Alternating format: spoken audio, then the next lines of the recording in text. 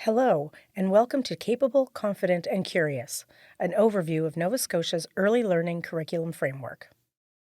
Before we begin, we would like to acknowledge that we are in Mi'kma'ki, the ancestral and unceded territory of the Mi'kmaq people, and land that is covered by the treaties of peace and friendship. We recognize the Mi'kmaq as the original people of Nova Scotia, who remain the predominant Indigenous group within the province. The Nova Scotia Pre-Primary Program is a voluntary, child-centered, play-based, developmentally appropriate experience for children the year prior to school entry. This opportunity facilitates the transition to school and provides experiences to give children the best start to succeed in school and life. Pre-primary was developed with the following goals. 1. Establish a strong foundation for learning so as to improve children's outcomes for success in school and life. 2. Provide a high-quality, play-based learning environment grounded in pedagogically sound curriculum. 3. Provide support services to children and their families that are necessary to support the child's transition into primary. 4. Form collaborative relationships with families through a variety of opportunities. 5. Develop and strengthen collaborative relationships with RCEs or CSAP, schools, and community partners. The pre-primary program is based on the Nova Scotia Early Learning Curriculum Framework, which we will be providing an overview of today. The NSELCF was developed by the Nova Scotia Provincial Early Years Partnership, a partnership of government, organizations, partners, and individuals who have a vested interest in the early years. Establishes guiding principles and areas of focus for action in the early years continuum. The principles have been adapted to guide the development and implementation of the pre-primary program. The NSELCF represents a consensus on how children learn and develop and outlines principles to support children's learning, learning practices, and learning goals for children from infancy to 8 years of age. The intention of the framework is to provide a consistent approach for programs, a tool for educators to regularly examine and reflect on their practice, and a shared language for communicating with families and early childhood professionals. Before we dive into the framework, let's go over the many different roles within a pre-primary program environment. The pre-primary ECE team. For the most part, pre-primary programs consist of teams of early childhood educators. Typically, there is one lead ECE with one or more ECEs, sometimes referred to as support ECEs.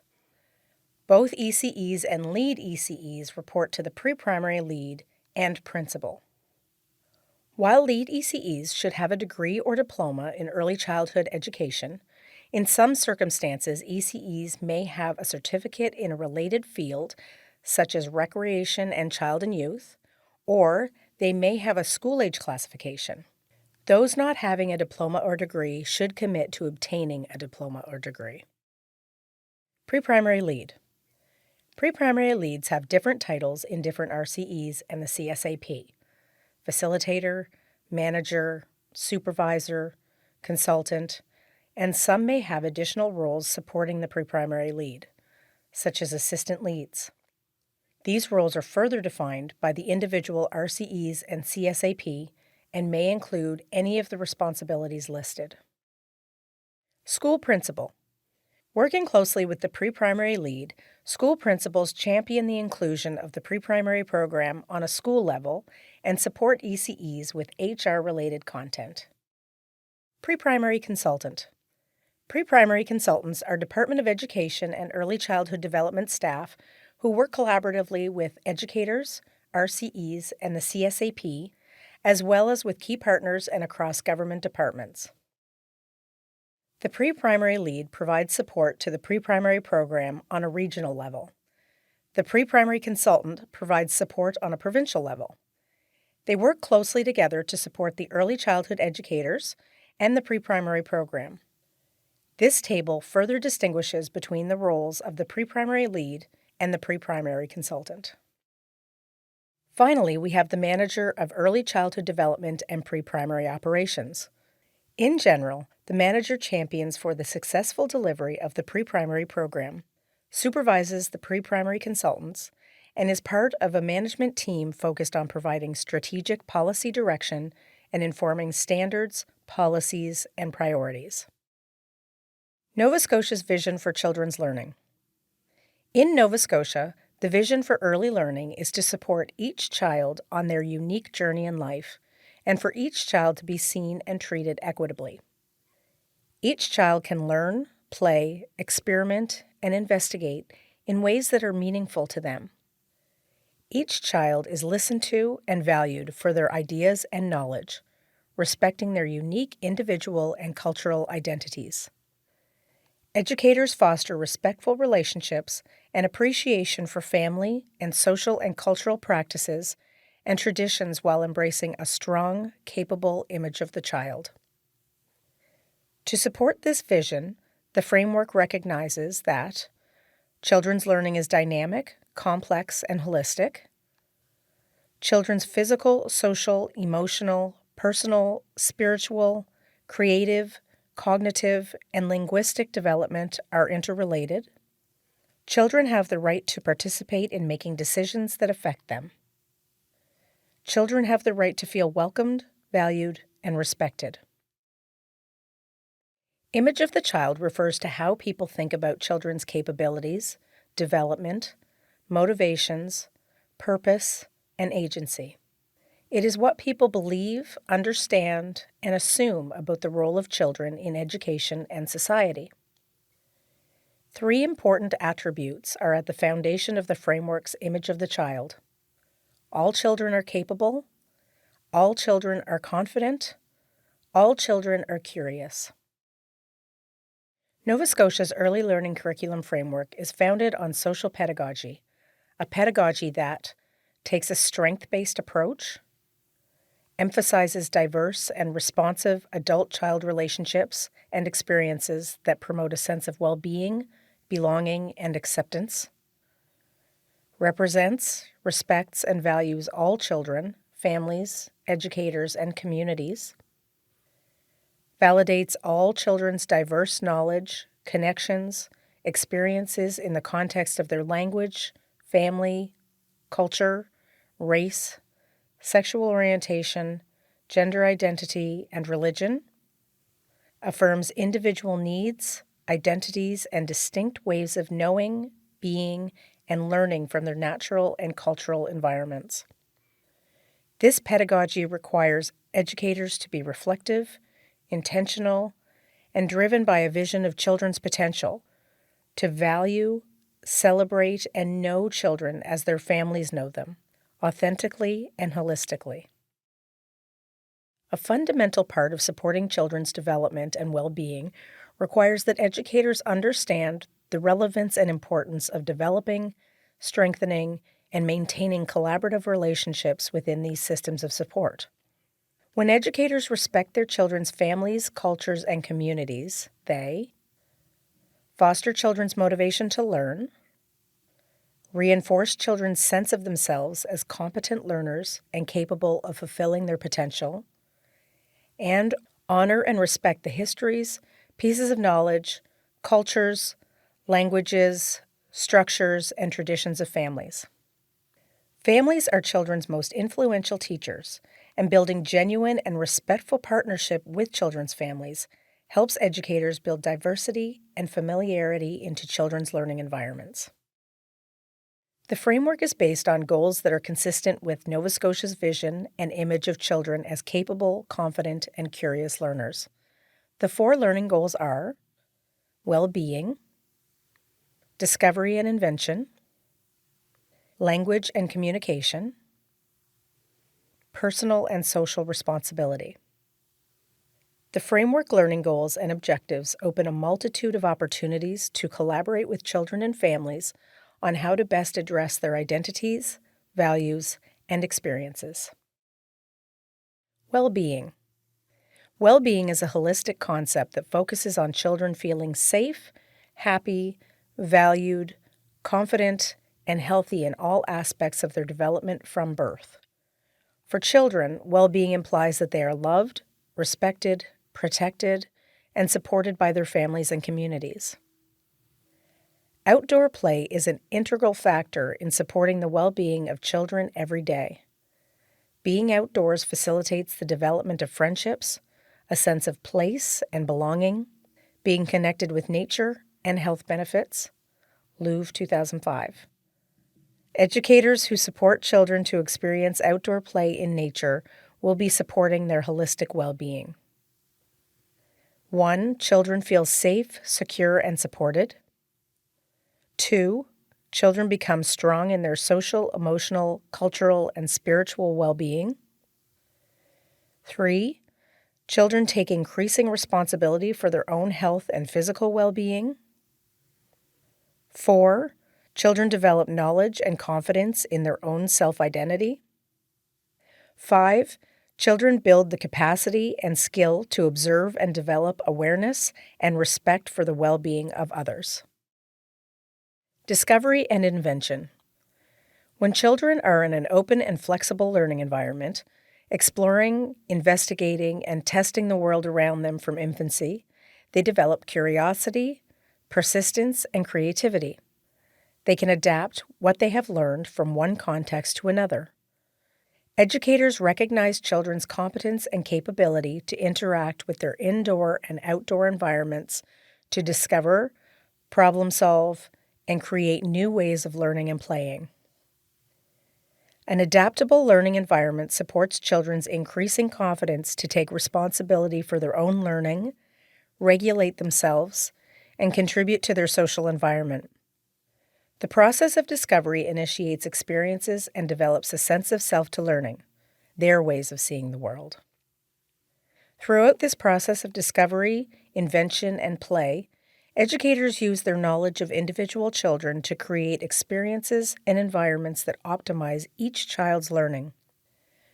1. Children develop curiosity, cooperation, confidence, creativity, commitment, enthusiasm, persistence, and imagination. 2. Children develop a range of skills and processes such as problem solving, inquiry, experimentation, hypothesizing, researching, and investigating. Personal and social responsibility. Helping children develop strong personal and collective identities, awareness, and a sense of responsibility means educators spend time collaborating with families, developing skills and strategies to help children regulate their emotions, problem solve, and communicate with others. Educators understand their own responsibility to model respect for children, families, and each other as professionals. They also understand the importance of creating inclusive environments that respect diversity and support all children to participate in activities regardless of their skill level or development. 1. Children learn to interact in relation to others with care, empathy, and respect. 2. Children develop a sense of belonging to groups and communities and how they can, 3. Actively participate in them. 4. Children respond to diversity with respect and pride. 5. Children become aware of fairness, equity, and social justice. 6. Children become socially responsible and show respect for the environment. Language and communication. Educators understand that children communicate with more than their words. They communicate with body language, gestures, and vocalizations. Their constructions with blocks, artwork, Play-Doh figures, and pretend play scenarios all provide information about their current development, interests, abilities, as well as convey how they interact with their learning environment and each other. Educators promote children's use and comprehension of language with visuals, including photographs and symbols. 1. Children interact verbally and non-verbally with others. 2. Children engage with a variety of texts and gain meaning from them. 3. Children express ideas and make meaning with a variety of media. 4. Children begin to understand how symbols and patterns work. 5. Children use technology to access information, investigate ideas, and express their thoughts. Literacy and numeracy-based experiences in early learning environments Build on children's interactions with sounds, words, communication, numbers, shapes, and space in their daily routines. This promotes positive attitudes towards competencies in literacy and numeracy, which are essential for successful lifelong learning. The foundation for these experiences is built through play and access to a range of open-ended materials in both indoor and outdoor environments that are relevant and meaningful in the context of children's current lives. Educators require a rich verbal and mathematical vocabulary to accurately describe and explain children's ideas and support the development of key literacy and numeracy skills. During the school year of 2021-2022, Mount St. Vincent University conducted a research study to explore how a meaningful and functional numeracy and literacy-rich play-based environment helps to build positive attitudes and competencies for children in publicly funded early learning programs. 17 pre-primary educators from RCEs and CSAP across Nova Scotia participated in this research project. The following are examples that show how numeracy and literacy is occurring in play-based pre-primary programs in Nova Scotia. Community connections. Some notepads and a song, "We're Going on a Number Hunt," invited children to take note of the numbers found in their community and to ask, "What does this mean?" The following is a quote from an early childhood educator who took part in the study. They were asking, "Why are there numbers on these houses?" And when I asked them if they had seen the same number on different houses, they replied, "No, they're all different." I explained why each house was unique, and then they began making connections with numbers in real life.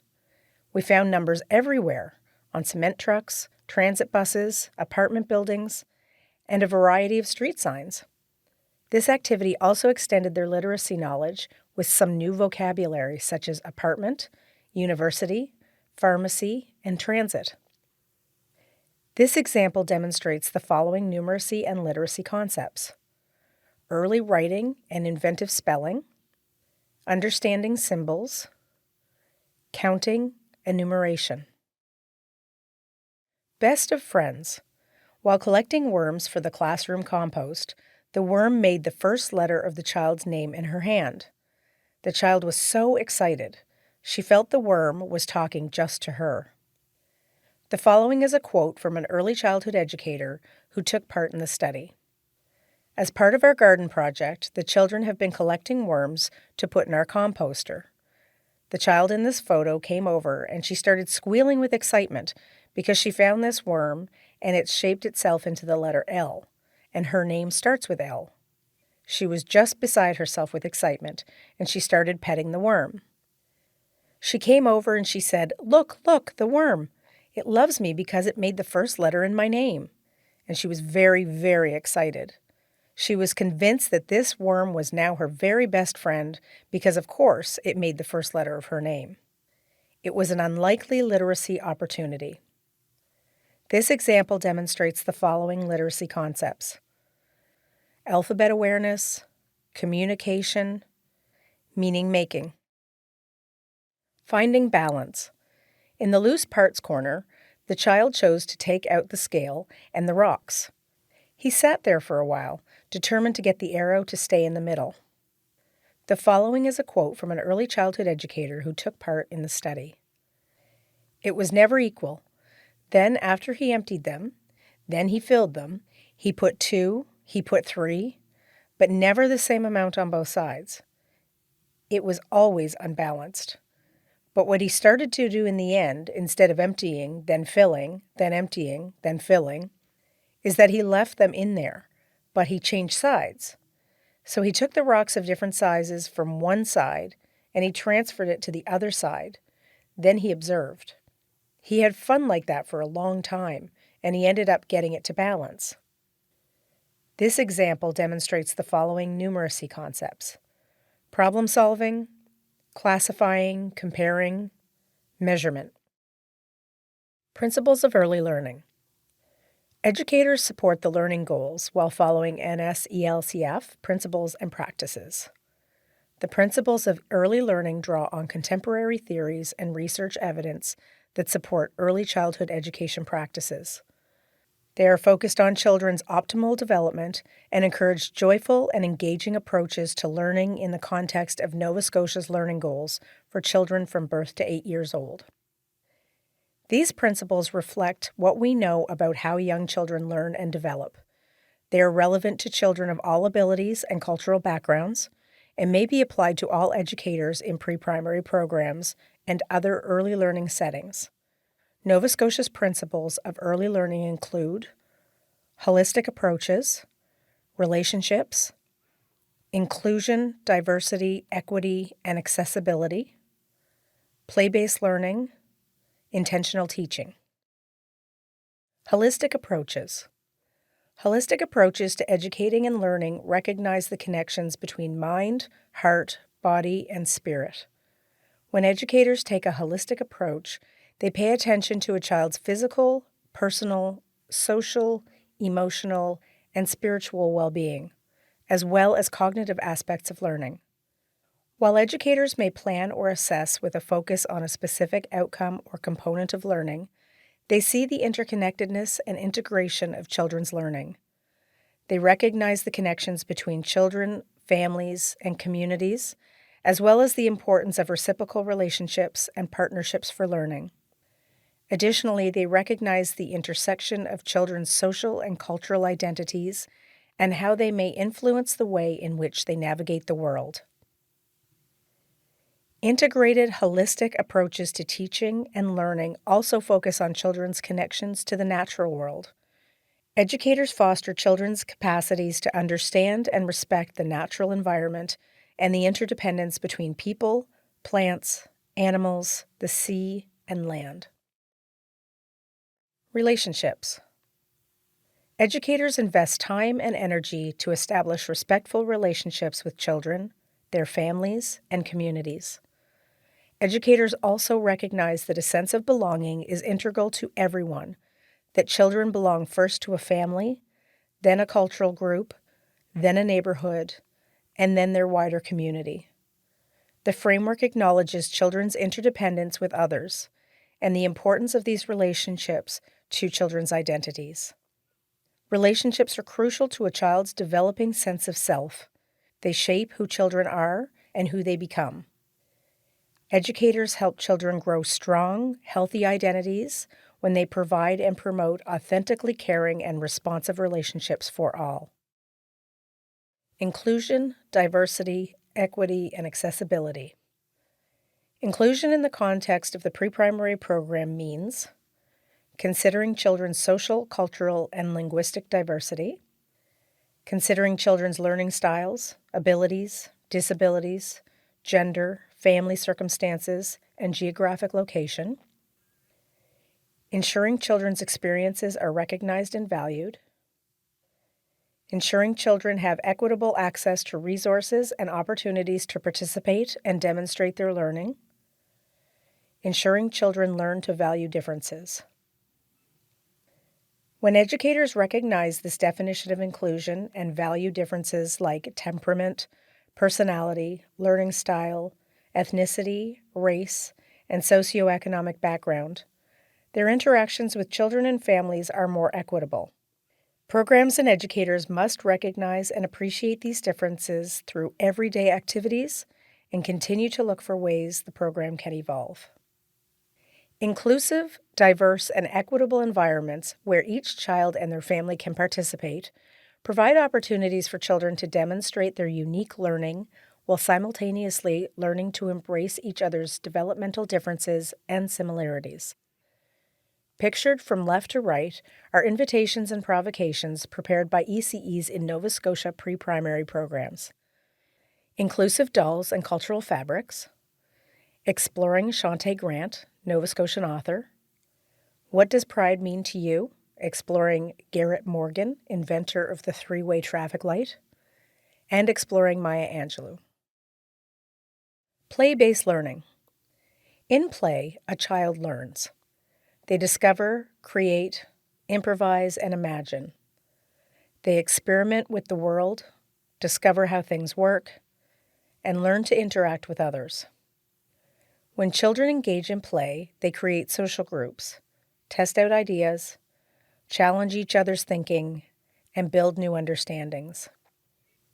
Educators understand that play promotes positive dispositions towards learning and provides infinite opportunities where children build competencies in all areas of development, ask questions, solve problems, expand their reasoning skill, and engage in critical thinking, build language and communication, negotiate with others and resolve conflicts, enhance their desire to know and to learn.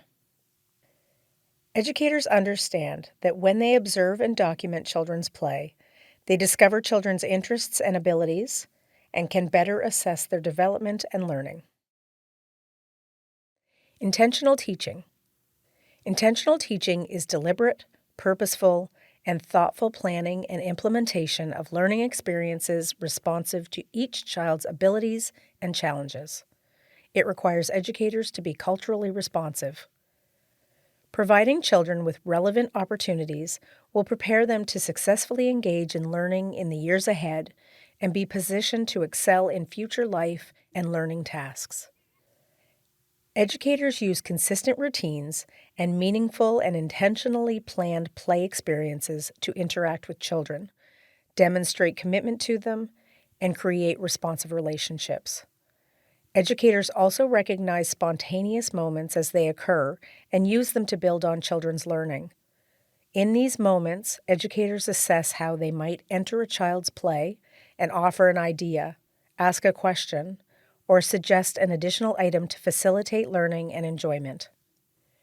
Pictured are invitations and provocations prepared by ECEs in Nova Scotia pre-primary programs. Practice of early learning.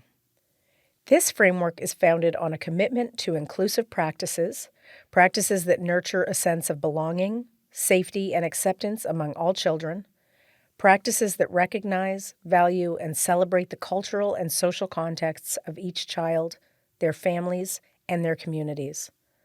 This commitment underpins every practice that educators use to facilitate learning, including the following evidence-based practices: responsiveness to children, partnerships with families, inclusive learning environments, reflective practice, authentic assessment, pedagogical documentation, continuity of learning experiences.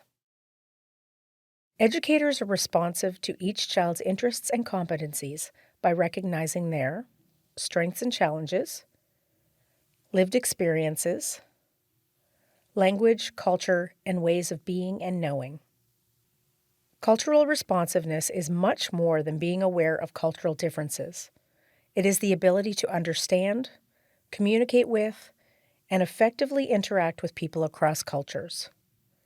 When educators are responsive, they support the growth and learning of each child in all areas of development. Partnerships with families. Partnerships with families are based on accountability, communication, truth, trust, reconciliation, and equity.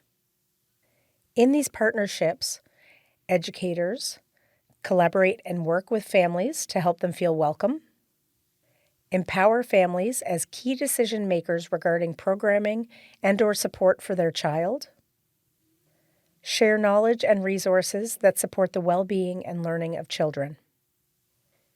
This approach means that children with additional needs, including those that are most vulnerable due to developmental, social, economic, cultural, or linguistic challenges, are provided with daily opportunities to actively engage in pre-primary. Inclusive learning environments. Indoor and outdoor environments support all aspects of children's learning and invite conversations between children, educators, families, and the broader community. They promote opportunities for deeper shared thinking and collaborative learning. They also offer opportunities to consider the meaning of sustainability, promote children's understanding about their own responsibility to care for the environment, and foster hope, wonder, and knowledge about the natural world. Outdoor learning spaces in all seasons are critical environments for early learning. They offer a vast array of possibilities, not available indoors.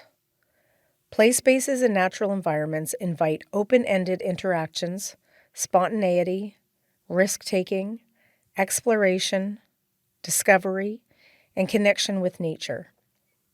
Outdoor spaces foster an appreciation of the natural environment, develop environmental awareness, and provide a platform for ongoing environmental education. Pictured are different Nova Scotia pre-primary learning environments. Reflective practice. The importance of reflective practice by educators working in early learning environments has been emphasized in almost every early learning curriculum framework developed over the past 20 years across Canada and around the world. ECEs are provided with a variety of tools and support to guide them in reflective practice, including but not limited to NSCLCF posters and cards, reflective planning cycle, on-site consultations by pre-primary leads and pre-primary consultants. Pyramid model coaches.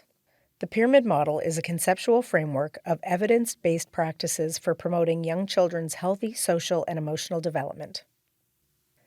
Authentic assessment.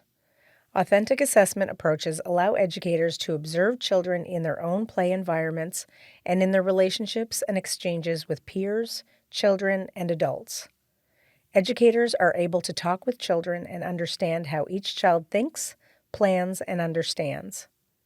The framework refers to authentic assessment to capture the broad range of strategies used in the early learning and childcare programs, such as learning stories, developmental portfolios, pedagogical narration, documentation, action research. Authentic approaches to assessment allow educators to partner with families, children, and other professionals to effectively plan for children's current and future learning, communicate about children's learning and progress, identify children who may need additional support to achieve learning objectives, and assist families in accessing support. Pedagogical documentation. Educators use pedagogical documentation to ensure their practice is responsive, reflective, and intentional, and together with children and families and others, to follow, understand, and value their individual journeys of learning. Pedagogical documentation can look different in different environments. It includes displays and documentations that include photos, notes, children's work, educators' roles, conversations, and so on. The ECEs use these materials as tools for further reflection and learning.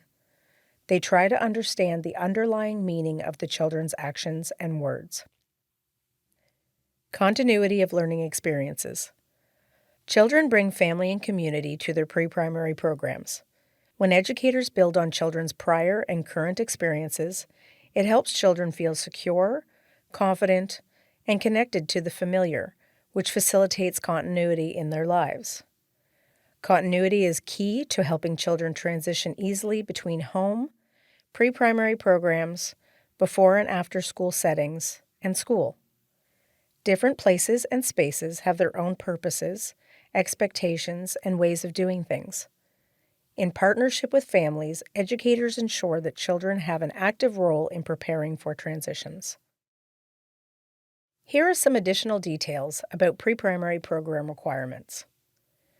Children in pre-primary are not suspended, expelled, or sent home early from the program.